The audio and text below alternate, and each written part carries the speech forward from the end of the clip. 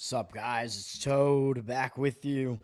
As usual, it is Thursday, March 27th. I'm going to try to get this done fast, man, as I always say, but we got a lot to talk about here. It is Major League Baseball opening day, and I'm not going slow here. I'm jumping right into the fire with 5 Major League Baseball plays just because I'm doing a lot of matchup-based things. Maybe I weigh the starting pitching too heavily, but we'll talk about it when we get to the baseball segment, which I think I'll do last. We got to talk about Sweet 16, although it's only 4 games at least. I'm not playing any of them, though, but I do have opinions on them. And we got NHL and NBA. I got 2 NHL plays, 1 NBA play. Yesterday, I pushed because I found a -4 on UC Irvine, so I know I gave it out 4.5 on the show.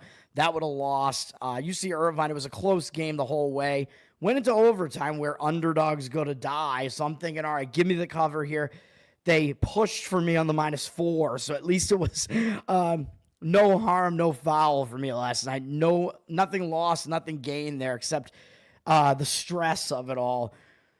Let's jump into today, man. Let's get into it. We got the Sweet 16. We'll talk about that first. We'll just go in the order of these 4 games here. We got 4 games today, 4 games tomorrow. As the Sweet 16 takes center stage, we don't have any of the NIT going on right now or anything like that. So the Sweet 16 gets all the billing here. I think it'll all be on CBS, or maybe CBS and one other team are televising these, or one other channel, excuse me, are televising these. Let's get into it. We'll go in order of the rotation here on the board, even though it's not the order of the games that are being played. Arizona and Duke. This is in Newark, New Jersey. Duke up from 8.5 to 9.5. So some money is coming on Duke. 75% of tickets, 78% of the cash coming in on them. And in all of these games, the total is going to be public. So I will say that in these games, the teams are switching venues again. So they have to get used to another new venue. So I think looking to the overs, or excuse me, looking to the unders in this round makes sense. And like basically the over is public in basically every single one of these games. So I think unders make sense in general in this round just because A, the public likes to come in on the overs.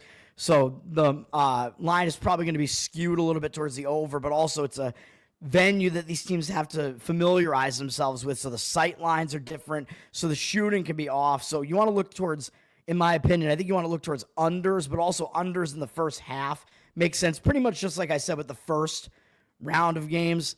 I personally am not doing it in these games, but this game, Duke likes to play slow now under Shire, which is not really what they did under Coach K. They were a faster team back then. They play slow. They play efficient. Now, Duke hasn't really been tested yet. I mean, obviously, they beat Mount St. Mary's, terrible team. Then they beat Baylor, and Baylor, team that's been dealing with some injury issues. I mean, they're not as competitive a Baylor team this year. But yeah, Duke won those games easily. They covered.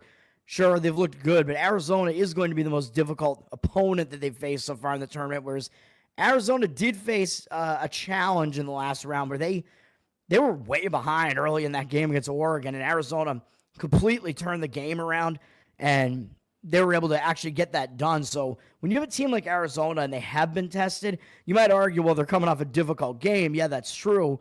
But with these extra days off here and the fact that this is a tournament game and every team is going to be focused, I think the fact that Arizona got battle tested a little bit would serve them a little bit well going into the next game because they are used to playing these close games, whereas Duke really isn't. Duke really didn't play a lot of close games during the season, although in the ACC tournament they did, and they won a couple of those, so at least there was that. But they have not been tested that much like throughout the season or in the tournament so far. So if you force me to lean, I would lean to Arizona slightly, but I do think the travel spot is better for Duke because Arizona was playing in Seattle, I'm pretty sure, so they are flying back to the East Coast. They are crossing multiple time zones here, so that's not great for them. Duke was playing in Raleigh, North Carolina, so the travel is better for Duke. So I will leave this game alone. BYU and Alabama, this total is insane. This game also in the East Regional, so this is in Newark as well.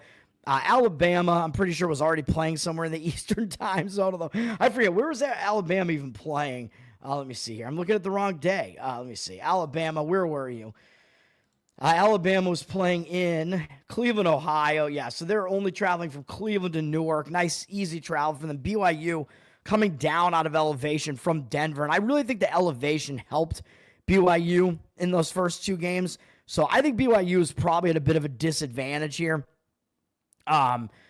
So I do lean to Alabama here. Alabama up for 4-5 with juice here. 52% tickets, 63% of the cash coming into them. Alabama, pretty much no sweat so far, though. I thought they might get challenged a bit more by St. Mary's there. But Alabama, I think after not looking great against Robert Morris, kind of refocused and turned it back on for that game against St. Mary's. And they were able to speed up St. Mary's to a decent degree. So St. Mary's wasn't really able to slow that game down as much as I think they really want to.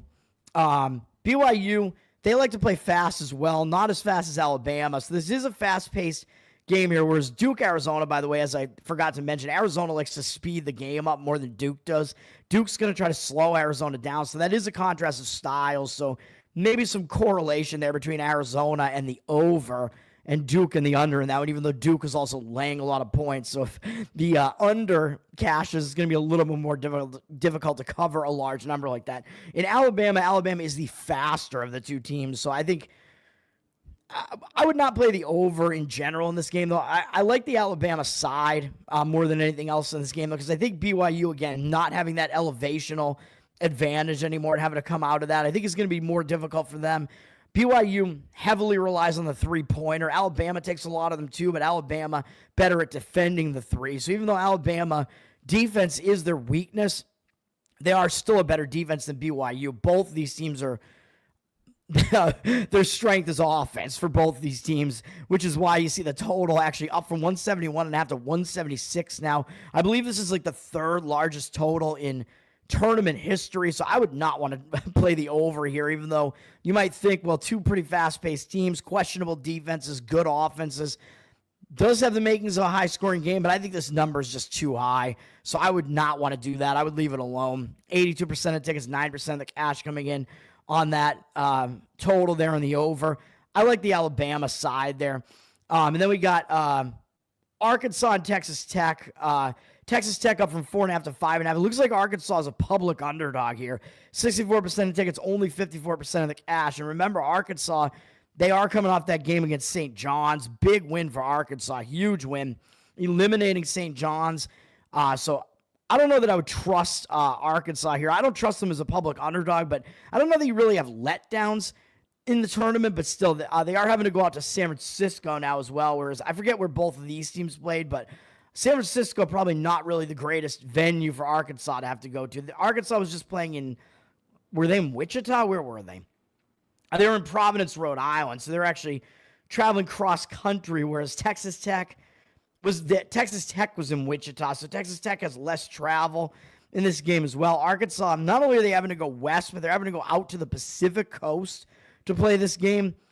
Doesn't look great for Arkansas, man. And Texas Tech, they actually slowed the game down against Drake, and they didn't take a lot of threes there.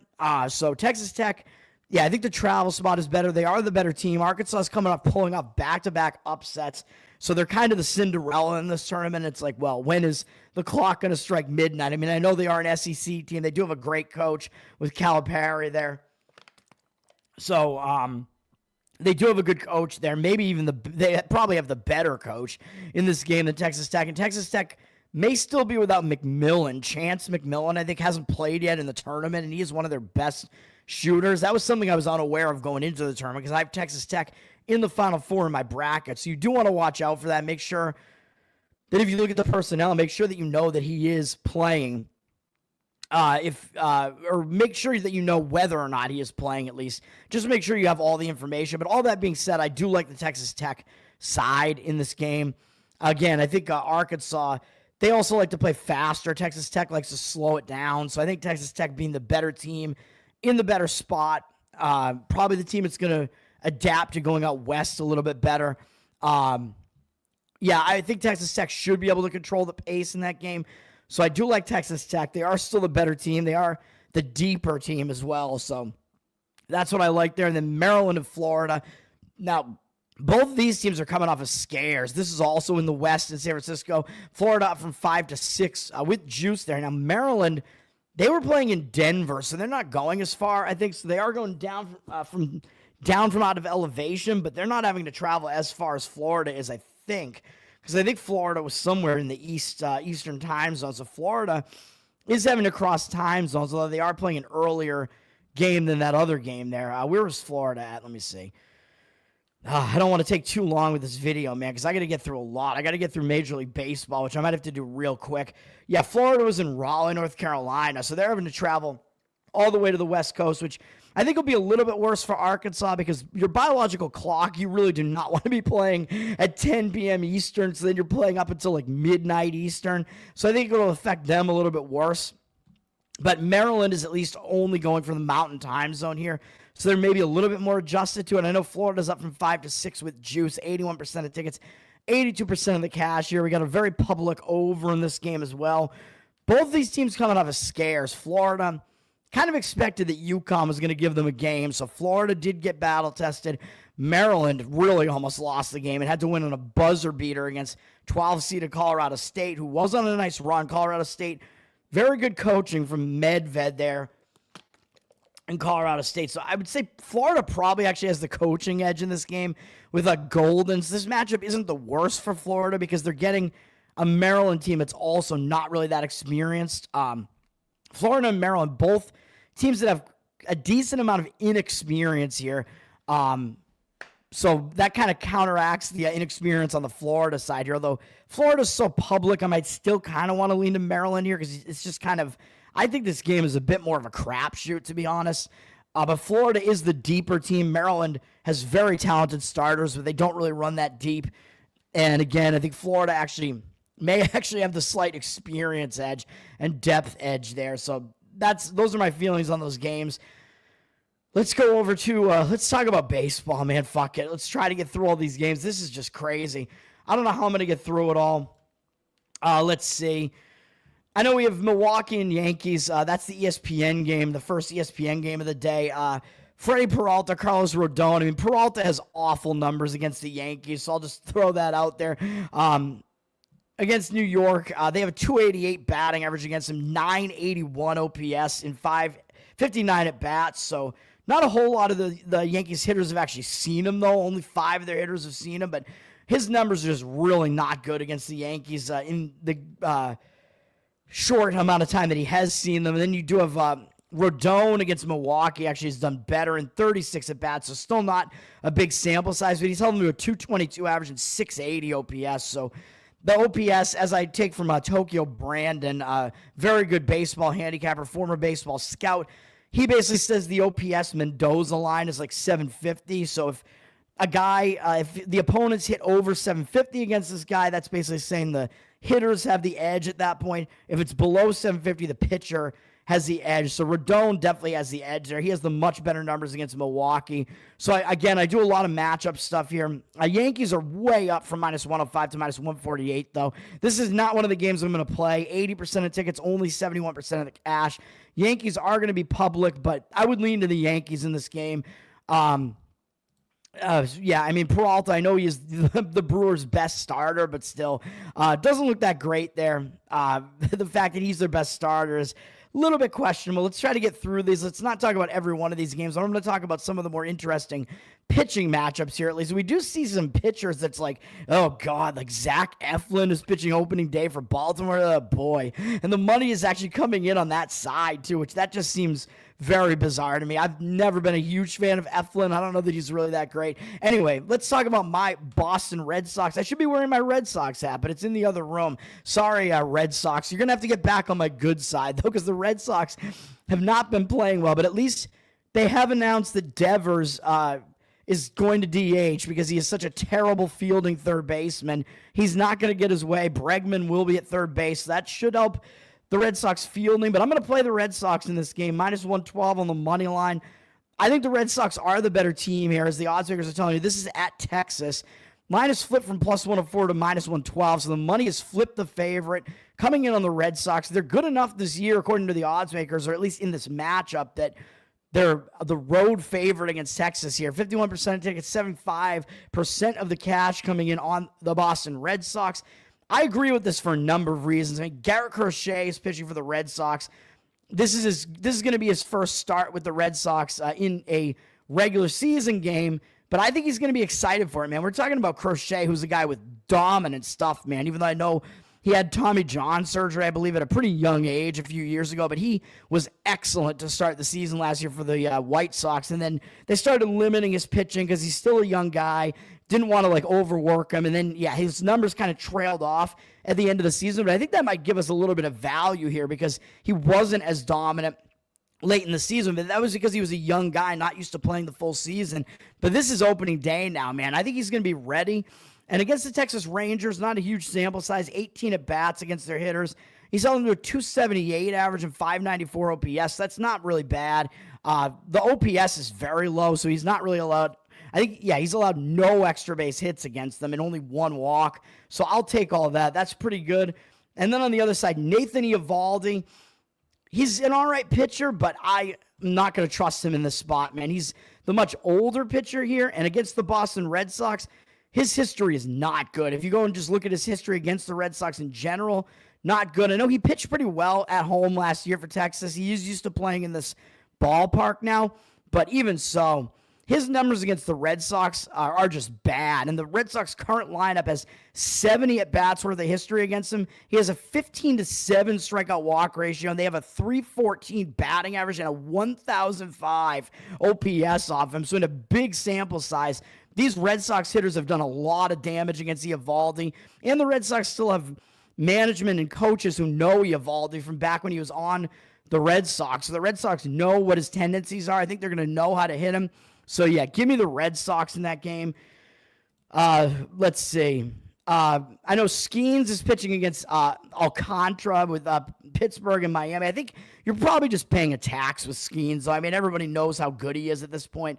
The line is up from minus 108 to minus 152. 92% of tickets, 97% of the cash. Skeens, obviously, dominant pitcher. Great pitcher. Had a really good rookie season, and they kind of started limiting him towards the end of the season. Alcantara is a good young pitcher as well, though. Or actually, he's not as young as I thought. He's at 29 now. His numbers are actually pretty good against Pittsburgh, too, though. So I'm going to stay away from this game. I mean, it's potential to look towards the under, but I don't think you're really getting any value looking at the under either. Actually, maybe I'm wrong. Against Pittsburgh, he hasn't been that good. Never mind. I apologize. He's been rocked by Pittsburgh to the tune of 302 and 931, so never mind. So that game, it would be Pittsburgh or pass in that game. Actually, never mind. Alcantara, I thought he was a decent go against Pittsburgh, but it looks like his numbers are not good. Speaking of the unders, I'm gonna be daring, and I'm gonna play an under in Great American Ballpark. And now with baseball, hitters tend to start slow in baseball, man. So, and it's still cold weather out in a lot of these places, so you want to tend to look towards unders early on, especially on opening day. And I'm going with San Francisco, Cincinnati under the total in this one. And a lot of this is the starting pitching matchup. Logan Webb. I mean, I've never really been a fan of Webb, but his numbers don't really lie. And against the Cincinnati Reds here, he's held them to a 225 batting average, an 80 career at bats, and a 612 OPS. He has done well against them. I believe his numbers aren't really that bad at Great American Ballpark either when I looked it up. So I was looking at Yahoo, though, and Yahoo's numbers, I think, are fucked up. So I don't know how much we can pay attention to that. And then Hunter Green, very good young pitcher for the Cincinnati Reds when he's not vomiting on the mound out there, which was happening last year during some of his starts. But I like Hunter Green, man. His numbers against the San Francisco Giants in 45 at-bats. He's got a 21-5 strikeout walk ratio against them. Held them to a 133 batting average and 531 OPS. Very, very good numbers. And aside from Adames, and he's only 3 for 14 against him. It's just that 2 of those hits are home runs and 3 walks off against him. But aside from that, these Giants hitters have not done well against Green. Green, I think we're getting some value on Green as well. He was a guy that was flying under the radar last year because he had a bad season the year before that. I think Green is developing into a really good pitcher. And last year, I think he wasn't used to going the full season. He was puking on the mound, whatever. So he didn't look as good like later in the season. And I think he got hurt or something. He wasn't pitching after that. So I think we're getting value on Green too. I think he's still this under the radar pitcher here. And at least playing these full game unders here, at least you know that your bullpens are rested in these games. So we're going to go with the under 8. I had to take it at minus 115, but that's just the way it's going to be. Anaheim and Chicago. Kikuchi is on the Anaheim now. I think he was on Houston after he was on Toronto. His numbers are good against the White Sox. I mean, whose numbers aren't? So the White Sox are looking to be terrible again. Sean Burke pitching for the White Sox. The only thing about Burke is that he's never been seen before by Anaheim's hitters, and that usually is an advantage to the pitcher. When they haven't been seen before by the opposing hitters, that tends to be an advantage to the pitcher. But other than that, Burke, I mean, I don't trust his numbers, man. I mean, his numbers, strikeout walk ratio, just really not good last year. So we'll see. Cleveland and Kansas City, you got Bibby against Cole Reagans, or Beebe against Cole Reagans. Tanner Beebe. Bibby has the better numbers against the Royals than Reagans does against Cleveland. Both very good pitchers, though, so I could see maybe wanting to play the under there, but Bibby is the better of the two pitchers in this matchup, in my opinion. Kansas City's actually flipped from plus 112 to minus 129. They do have 78% of tickets and only 73% of cash, though, so looks like public likes Kansas City, but some of the money actually flipped the favorite. I don't know that I agree with that. I think Bibby is the better of the matchup there, at least. So that's kind of the way that I would go. Next up, I am going to play Houston minus 130. This is one of those games where I know the Mets are looking like they're probably going to go with a bullpen game on opening day with Clay Holmes being their announced starter. And I know a lot of times the bullpen game is underrated. I know, because it keeps the hitters off balance because you're bringing out, all these different relief pitchers. The hitters, can't adjust to one pitcher. They have to get used to all these different pitchers in a row. So, yeah, I agree. It does hurt the hitting a little bit. But in this matchup, I just don't see it, man. I mean, Clay Holmes, I don't think he's going to start the game off right because his numbers against Houston are awful. In 34 at-bats total, they've hit 324 off him and an 836 OPS. So his numbers have been awful against Houston. Framber Valdez, I mean, maybe I'm too old school. I'm going with the guy that I think we're going to get innings out of here. I know Valdez has had some struggles, but he's definitely been the better pitcher at home than he has been on the road. And against the Mets, 84 at-bats worth. He's got a 23.6 strikeout walk ratio. It's held him to a 238 average and 622 OPS. So it looks pretty good for Framber Valdez to me in this matchup. So simple as that. We're going with Houston in that game. Chris Sale and Michael King looks like a nice matchup with Atlanta, San Diego. Sale, his numbers are just, I think, a little bit questionable against San Diego in his career. Kind of keeps me off of this just a little bit. So I do kind of lean to San Diego in that game. Michael King has been really good. The numbers dropped quite a bit on Atlanta from minus 168 to minus 123. They're still public, 64% of the tickets, 65% of the cash. I think the public bettors, they know Chris Sale. They want to come in on Chris Sale. Dominant season last year, resurgence, but he's the much older pitcher here. King actually has the better numbers against the Braves. This is a revenge matchup, though, because I think San Diego eliminated Atlanta from the playoffs last year, so maybe a little bit of extra focus for Atlanta for that reason. And Sale, I think, didn't really get to pitch in that series because he was injured, but I still kind of lean to San Diego there. You're getting an underdog price at home. I think King, he's still a very good pitcher, and I think he has the slightly better numbers against Atlanta than Sale does against San Diego. So that's what I look for there. Minnesota, St. Louis, I'll just point out, Sonny Gray has been dealing with an illness, which I think is what's going on with this line here, but he does look like he's going to be ready to pitch. Minnesota's flipped from plus 136 to minus 113, 67% of the cash. So money is coming in on Minnesota. Maybe they chose a different starter or something. I don't really know what the deal is there. 61% of the tickets on St. Louis, though. Sonny Gray is the older pitcher. Pablo Lopez has been a good pitcher for a while. He's got good numbers against St. Louis. Gray has good numbers against Minnesota, too. So I could see the argument for the under in this game as well. 57% of tickets, 96% of the cash on the under. Total's gone up a little bit from 7 to 7.5, though. Just slightly, though, from juice to the over on 7. Now to juice to the under on the 7.5. But the thing that I like about this is that, the thing that I don't like about this, is that I don't know if Sonny Gray is going to be fully healthy because he's been dealing with a flu or something. So that's the one drawback here. Otherwise, yeah, I do think this is a nice pitching matchup to maybe look to the under in a game like this. And by the way, when you play full game totals, 7 and 9 are very key numbers in baseball because baseball, somebody has to win, obviously. So you land on a lot of odd numbers. Teams have to break the 3-3 tie or the 4-4 tie. Although, of course, with the runner on second rule and extra innings, that ruins a lot of unders, which is bullshit. And I fucking hate it, but whatever. So Yeah, I mean, if you want to go with the sickness angle, maybe Sonny Gray will still be sick here, and Lopez will be the more ready to go pitcher there. I don't know. I am going to go on an under, though. First 5 inning under Detroit and the Dodgers with Skubal and Snell. Dodgers are a big favorite, so I don't really want to do anything with the game here, the side. 73% of tickets, only 66% of cash on the over. Public wants to come in on the over in this one, man, even though I think they know this is a good starting pitching matchup. Maybe they just don't trust Snell because him coming back from injury, he was kind of bad coming back from injury, but he's a very good pitcher. I think he's back. Skubal has been really good against the Dodgers in his career as well.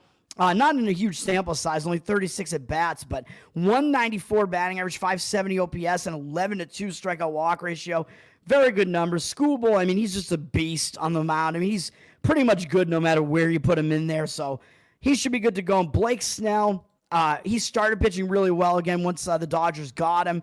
He wasn't available for the playoffs last year, I don't think, so I think he's going to be ready to go. He's going to want to prove himself again here. And against Detroit, I think we have a limited sample size here. Detroit only has 29 at bats, or only 4 of their hitters have seen him before, but those hitters have been held to a 172 average and 639 OPS. Snell has good numbers against Detroit in limited playing time, but also what that means is that Detroit's other hitters have never seen Snell before. So I think that's going to be an advantage to Snell as well. And instead of going the full game, because you can only get 6.5 on this, and you know I like the 7. 7 is a key number in baseball, as I already pointed out. Instead, I'm going to go entirely starting pitching matchup on this and not worry about the bullpens, even though I don't worry about the bullpens as much in the opening day because they are rested. But I will go under 3.5 in the first 5 innings. Do have to pay a little bit for it, though, at minus 125, but we'll go just on the starting pitching matchup here for both of these starters to have a good game here. And then I am also going to play Arizona. This is simple. Minus 126. Let me see. What do we got going on here? Arizona. Where am I even looking? Come on, man. I got to get out of here. The Arizona's down from minus 133 to minus 124, but 66% of tickets, 80% of the cash coming in Arizona. So the money is coming in Arizona. I agree with the cash percentage and not the drop on the line. Justin Steele is pitching, and I know he already has a game under his belt. Didn't do well. He gave up 5 runs. He pitched in one of those Japan games early. So, yes, it does mean Steele has a game under his belt, and a lot of times you just can't take anything away from that first game because there's opening day jitters, whatever. I think Steele wasn't used to pitching in Japan, whatever. Yeah, I'm not saying he's going to be as bad as this, but I think this is not an easy matchup for him, man. So, yes, he does have the advantage of having pitched already, but this is matchup dependent, man. And his numbers against Arizona in a 74 at-bat sample size, they've hit 338 off him with an 858 OPS, so I don't love it at all.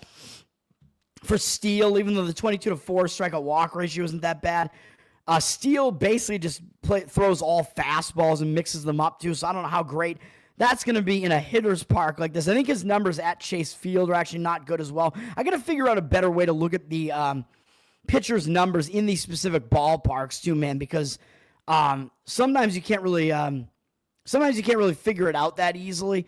With like Yahoo, like they do have a nice setup on their page, but I just think their numbers don't make sense. So I don't think they're showing you the right numbers. Anyway, Zach Gallen in an 87 at-bat sample size against the Cubs hitters has held them to a 207 batting average and 534 OPS, 29-9 strikeout walk rate. So Gallen has been really good against the Cubs. And Gallen, he definitely had pretty significant home road splits last year, surprisingly, because Chase Field is considered to be a hitter's park, but he was actually a lot better at home than on the road last year, I'm pretty sure. I mean, we can look again right here, see if I'm mistaken about that, but I'm pretty sure I'm right. Let me see. Yeah, at home, 3.36 ERA last year, 4.02 on the road, so he was better at home than on the road, so I'm not worried about playing him at home either. I got to get out of here, but I will give you my NHL plays quickly, and then maybe I'll come back and talk about them in the evening. Montreal minus 120, Calgary plus 124. So remember those Canadians and Calgary on the money line. And NBA, Washington Wizards plus 11.5. I know it's difficult to do, but we'll see if I can get some videos out or something to talk about those because I'm going to be busy tonight as well. So I want to get like this content out to you, man, but we'll see. The Washington one, I will just tell you real quick. It's because Indiana took the Lakers to the wire last night, lost on a buzzer beater. Even though Washington is also on a back-to-back, I think Indiana, coming off that buzzer beater game, I think they're in a terrible spot there, coming off taking the Lakers to the wire. I know Indiana's still fighting to maintain that fourth seed for a home playoff series, but this is just a bad spot for them, and they got OKC up next too, so I think it's a bad sandwich spot. Washington's been terrible. You're getting a ton of points here with Washington. I just think the spot is real bad for Indiana. And then Montreal, I mean, they're still fighting for a playoff spot. They have a lot to fight for in that game. I forget who they're playing against, but let me just see real quick. Try to just go through the plays at least real quick there. Philadelphia, I think, is returning home from a road trip. Philadelphia is a dead team. Montreal is the only team that has something to play for there, so they're fighting for playoff positioning, and so is Calgary at the minus 124 there. So Montreal minus 120, Calgary plus 124. Calgary's up against Dallas, and they're a home favorite against Dallas. Dallas played late last night and beat Edmonton on the road last night, so they have to turn around right away on a back-to-back and play Calgary. I think it's a bad spot for Dallas, in my opinion, in that one. So that's really the handicap there. And Dallas, they only have Seattle up next. That's not a big game. They're playing a third game in 4 days, all in different cities. Shut out Minnesota the game before that. Huge win late last night against Edmonton. Dallas is already secure in a playoff spot, too. So Calgary, they're on a nice 4-game win streak right now. They beat me. So they won in a game that was a bad spot for them against Seattle in a return home spot, no less. And now they're settled back in at home. They got a big game against Dallas. So, again, that's what I like about those games. That's going to do it for me, man. I wasn't sharing my screen number, but that's it. And then my other plays in baseball, Red Sox minus 112, Giants, Reds, under 8, minus 115, Houston, Astros, minus 130, Detroit, LA, first 5 inning, under 3.5 at minus 125, and Arizona, Diamondbacks, the D-Bags, minus 126. That's going to do it. Tower Gang Toad on Twitter, patreon.com/Tower Gang to support the podcast. And that's it. Peace out.